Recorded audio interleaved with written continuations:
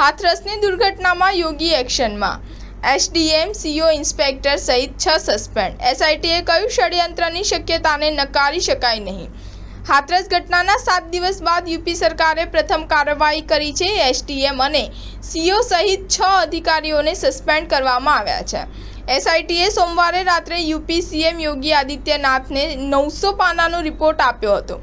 સરકારે SDM Ravindra Kumar, CO આનંદ કુમાર ઉપરાંત inspector, મામલતદાર અને ચોકી ઇન્ચાર્જ કચોરા અને પેરાને સસ્પેન્ડ કર્યા છે. એસઆઈટીએ રિપોર્ટમાં કહ્યું કે દુર્ઘટનામાં ષડયંત્રની શક્યતા નકારી શકાય નહીં. તેની ઊંડાણપૂર્વક તપાસ કરવી જોઈએ.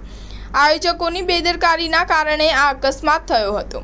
સ્થાનિક પોલીસ અને વહીવટતંત્રના અધિકારીઓએ ઘટનાને ગંભીરતાથી લીધી ન હતી.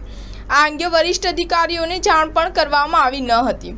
ભીડ માટે પૂરતી વ્યવસ્થા કરવામાં આવી ન હતી, જેના કારણે આ અકસ્માત સર્જાયો હતો.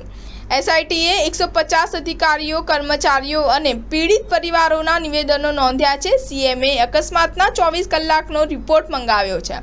જોકે એસઆઈટીને તપાસ પૂર્ણ કરવામાં 6 દિવસનો સમય લાગ્યો હતો. આગ્રા ઝોનના અધિક પોલીસ મહાનિર્દેશક અનુપમ કુલશ્રેષ્ઠ એસઆઈટીના વડા છે. સ્ટાર ન્યૂઝ 7 હંમેશા સચ્ચાઈની સાથે.